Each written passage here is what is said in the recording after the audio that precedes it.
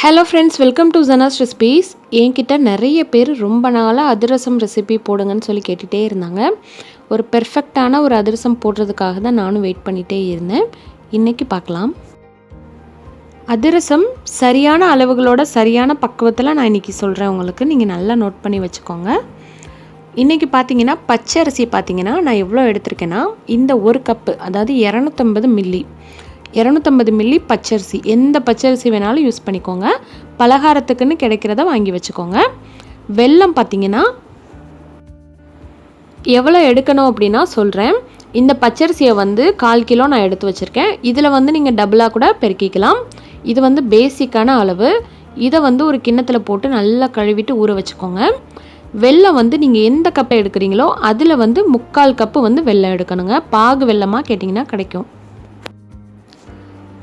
இப்போ பாருங்கள், வெல்லம் எப்படி எடுக்கணும்னா, நான் எந்த கப்பில் பச்சரிசி அளந்தேன், அந்த வயலட் கலர் கப்பில், அப்போ 250 மில்லி இருந்துச்சு இல்லையா, அதிலே நீங்கள் என்ன பண்ணுங்கள், மில்லியை கணக்கு பண்ணாமல், கிராமை கணக்கு பண்ணாமல், எந்த கப்பில் நீங்கள் பச்சரிசி அளக்குறீங்களோ அல்லது எந்த பாத்திரத்தில் நீங்கள் பச்சரிசி அளக்குறீங்களோ அதில் போட்டு 3/4 கப்புக்கு நீங்கள் வெல்லத்தை அளக்கணும். இதுதான் கரெக்டான அளவுங்க.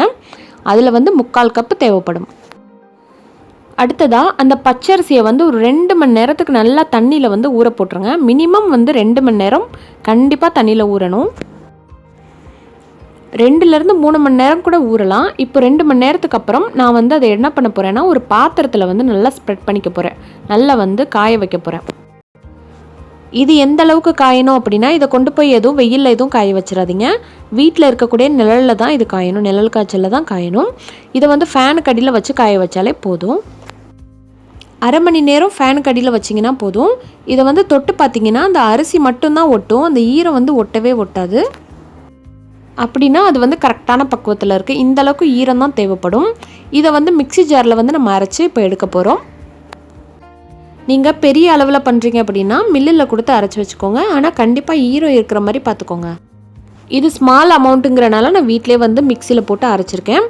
இதில் மெயின் ப்ராசஸ் நல்லா சலிச்சு எடுத்துடணுங்க.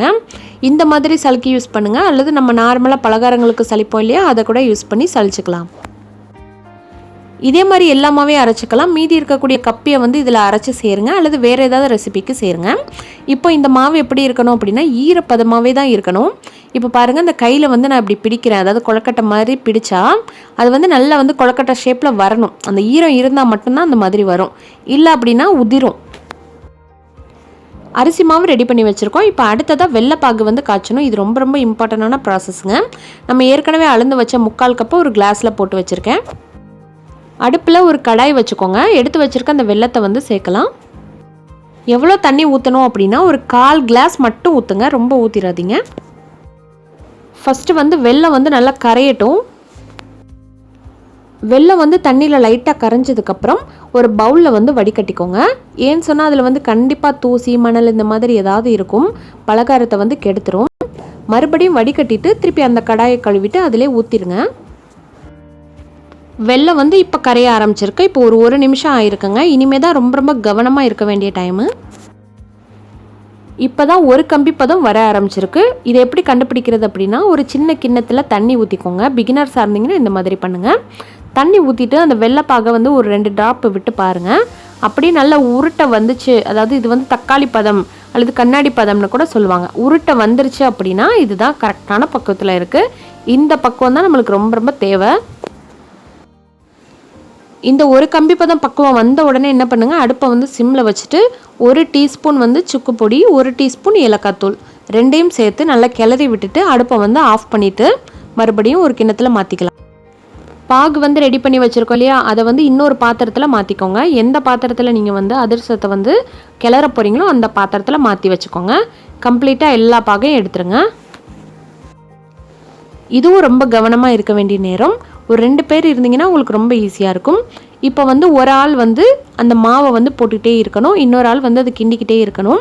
அந்த சூட்டோடு இருக்கும்போதே கிளறிக்கிட்டே இருக்கணும், விட்டுறக்கூடாது. மெயினாக கட்டிப்படாமல் பார்த்துக்கணும். டக்கு டக்குன்னு கிண்டிக்கிட்டே இருக்கணும். அவங்க எல்லா மாவையும் கொட்டிட்டா சீக்கிரத்தில் உங்களுக்கு ரெடி ஆயிரும். பாருங்கள், எல்லா மாவையும் கொட்டி நல்லா கிளறி ஆயிடுச்சு. இந்த மாதிரி நல்ல கெட்டியான பதத்துக்கு நல்லா கிளறி வச்சுக்கோங்க. மாவை கிளறி வச்சதுக்கப்புறம் 1 டேபிள் ஸ்பூன் வந்து நெய் சேருங்க. நெய் வேணாம் அப்படின்னு நினைக்கிறவங்க நல்லெண்ணெய் சேருங்க. அந்த காலத்துலலாம் பார்த்தீங்கன்னா நல்லெண்ணெய் தான் சேர்ப்பாங்க. நல்லெண்ணெயை சேர்த்துட்டு இந்த மாதிரி நல்லா கிளறி விட்டுட்டு நல்லா பார்த்தீங்கன்னா ஷைனிங்காக இருக்கும். எல்லா பக்கமும் நல்லா மிக்ஸ் பண்ணிடுங்க. நெய் சேர்த்திங்கன்னா ரொம்ப வாசமனமாகவும் இருக்கும். இந்த மாவு ரெடி ஆயிடுச்சு இல்லையா, இதை வந்து கம்ப்ளீட்டாக 48 மணி நேரம் ரெஸ்ட் எடுக்க விட்டுட்டு அதுக்கப்புறம் தான் அதிரசம் சுட போகிறோம். மேக்ஸிமம் பார்த்தீங்கன்னா ஒரு 2 நாளாவது டைம் கொடுக்கணும். இல்லை உங்களுக்கு ரொம்ப அவசரமாக சுடணும் அப்படின்னா 1 நாளாவது அட்லீஸ்ட் டைம் கொடுங்க. இப்போது இது 2 நாள் ஆயிடுச்சுங்க. இந்த மாவு வந்து ரெடியாக இருக்குது. இதை வந்து நம்ம இப்போ அதிரசம் சுட போகிறோம். மாவு பாருங்கள் ரொம்ப ஷைனிங்காக இருக்குது. நெய் சேர்த்தனால ரொம்ப ஃப்ளேவராகவும் இருக்குது. இப்போ அதிரசம் சுடுறதுக்கு முன்னாடி இந்த மாதிரி பாலித்தீன் கவர் எல்லார் வீட்லேயும் இருக்கும் இல்லையா, நம்ம வந்து ஆயில் வந்து வாங்கி வச்சுருப்போம். அதை வந்து எடுத்து 2ஆக இந்த மாதிரி கட் பண்ணி வச்சுக்கோங்க. இப்போது இந்த மாவில் வந்து ஒரு சின்ன துண்டு எடுத்து நல்ல ஒரு உருண்டையாக உருட்டிக்கோங்க. முதல்ல நல்லா வந்து கையில் கொஞ்சம் ஆயில் தடவிக்கிட்டிங்கன்னா கூட உங்களுக்கு சீக்கிரமாக உருண்டை வந்துடும். இந்த மாதிரி நல்லா உருட்டிக்கிட்டு அதுக்கப்புறம் இந்த பாலித்தீன் கவரில் நல்லா உள்ளங்கையை வச்சு நல்லா லாங் ப்ரெஸ் பண்ணணும். நல்ல உள்ளங்கையை வச்சு நல்லா லாங் ப்ரெஸ் பண்ணுங்கள். அதுக்கப்புறம் உங்கள் கைகளால் வச்சு நல்லா அமுத்தி அமுத்தி நல்ல ஷேப்புக்கு கொண்டு வாங்க. நல்ல ஒரு உருண்டையான ஒரு ரவுண்டு ஷேப்புக்கு கொண்டு வந்துடுங்க. கையில் வந்து கொஞ்சம் ஆயில் அப்பப்போ தொட்டுக்கோங்க. அதுக்கப்புறம் ஒரு ஹோல் போடுங்க நடுவில். நல்லா வந்து ஒரு ஆள்காட்டி விரலை வச்சு குத்தினீங்கன்னா ஒரு ஹோல் வந்துடும். இன்னொரு பக்கம் ஒரு கடாயில் வந்து ஆயிலை வந்து நல்லா ஊற்றி காய வச்சுருங்க. அதிரசம் வந்து நல்லா மிதக்கிற மாதிரி கொஞ்சம் நிறைய ஊற்றுங்க. ரொம்ப கம்மியாக ஊற்றிட்டிங்கன்னா உங்களுக்கு வராது. இப்போது இதை எப்படி எடுக்கணும்னா பிகினர்ஸ்க்காக சொல்கிறேன். அந்த அதிரசத்தை அப்படியே உள்ளங்கையில் வாங்கிக்கிட்டு அந்த பாலித்தீன் கவரை வந்து மெதுவாக உரிச்சிங்கன்னா அழகாக எடுக்க வந்துடும்.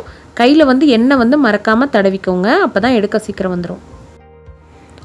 அதிரசத்தை பொறுத்த வரைக்கும் நிறையெல்லாம் போட்டுக்கிட்டே இருக்கக்கூடாதுங்க. கடாயில் உங்கள் கடாய் சைஸை பொறுத்து தான் 1 அல்லது 2 அல்லது மேக்ஸிமம் வந்து ஒரு 3 போட்டுக்கலாம். ஆனால் வந்து எண்ணெய் வந்து நல்லா நிறைய ஊற்றணும், நல்லா மிதக்கணும், அந்த ஆயிலே ஃப்ரை ஆகணும். உங்கள் பாகுடைய கலரை வச்சு தான் அதிரசம் வந்து நல்ல கலர் கிடைக்கும். சில வெல்லம் பார்த்தீங்கன்னா ரொம்ப வந்து நல்ல ஒரு டார்க்கான கலரில் இருக்கும். அந்த மாதிரி வரும்போது அதிரசம் வந்து ரொம்ப கருப்பு கலரில் மாறிடும். எந்த வெல்லம் வேணாலும் நீங்கள் சூஸ் பண்ணிக்கலாம், அது ஒன்றும் பிரச்சனை கிடையாது. இப்போது ஒரு பக்கம் வந்து ஒரு ஆள் எடுத்துக்கிட்டே இருக்கணும், இன்னொரு பக்கம் உருட்டி ஒரு ஆள் போட்டுக்கிட்டே இருக்கணும். அப்போ தான் உங்களுக்கு சுலபமாக வெல்ல முடியும். அதிரசம் வெந்துருச்சு. இந்த கலரில் அதாவது கோல்டன் ப்ரௌன் கலரில் வந்ததுக்கப்புறம் இன்னொரு கரண்டியை வச்சு நல்லா அழுத்தி விட்டிங்கன்னா அந்த எக்ஸஸாக இருக்க ஆயில் எல்லாமே இந்த ஆயிலே வடிஞ்சிரும். உங்களுக்கு நல்லா ரெடி ஆயிரும். ஒரு பெர்ஃபெக்டான ஒரு முறையான அதிரசம் எப்படி இருக்கணும்னா வெளியில் வந்து நல்ல மொறுமொறுன்னு க்ரன்ச்சியாக இருக்கணும். உள்ளே பார்த்தீங்கன்னா நல்லா வெந்து அப்படியே சாஃப்டாக இருக்கணும். அப்படியே வாயில் வச்சோடனே நல்ல மொறுமொறுன்னு இருக்கணும். அப்படியே கரைஞ்சி போகணும். நல்ல உப்பி வந்திருக்கணும். இதுதான் நல்ல அதிரசம். இப்போ இதை வந்து எடுத்து வச்சுக்கலாம். இதே மாதிரி எல்லா அதிரசத்தையும் எடுத்து நல்ல 2 கரண்டியால் அழுத்தி விட்டு ஆயிலை ரிமூவ் பண்ணலாம். நாம் இன்றைக்கி 250 கிராம் பச்சரிசி சேர்த்தோம் இல்லையா, ஒரு 1/4 கிலோ அரிசிக்கு பார்த்திங்கன்னா இந்த ஷேப்பில் எக்ஸாக்டாக ஒரு 12 அதிரசம் கிடைக்குதுங்க. சின்ன குடும்பமாக இருந்தால் உங்களுக்கு இது போதும் தாராளமாக. முறையான அதிரசம் செய்ய ஒரு 4 டிப்ஸ் வந்து உங்களுக்கு நான் கொடுக்குறேங்க. ஃபஸ்ட்டு வந்து மெஷர்மெண்ட் வந்து கரெக்டாக இருக்கணும். அரிசியும் வெல்லமும் கரெக்டாக இருக்கணும். அதுக்கப்புறம் அரிசி வந்து ஈரப்பதமாகவே தான் இருக்கணும். நீங்கள் வந்து அரைக்கும்போது பிடிச்சா கொழக்கட்டை ஷேப்பில் வரணும். அதுக்கப்புறம் பாகு வந்து நல்ல கம்பி பதத்தோடு இருக்கணும். அதிரசத்தை ரேஷன் பச்சரிசிலையோ அல்லது கடையில் வாங்கின பச்சரிசிலையோ செய்யலாம். இது வந்து ரேஷனில் வாங்கின பச்சரிசியில் செஞ்சது தான். ஓகே ஃப்ரெண்ட்ஸ், இதே போல் செஞ்சு பார்த்துட்டு எப்படி வந்துச்சுன்னு கண்டிப்பாக சொல்லுங்கள். இந்த வீடியோ வந்து லைக் பண்ணுங்கள். தேங்க்யூ.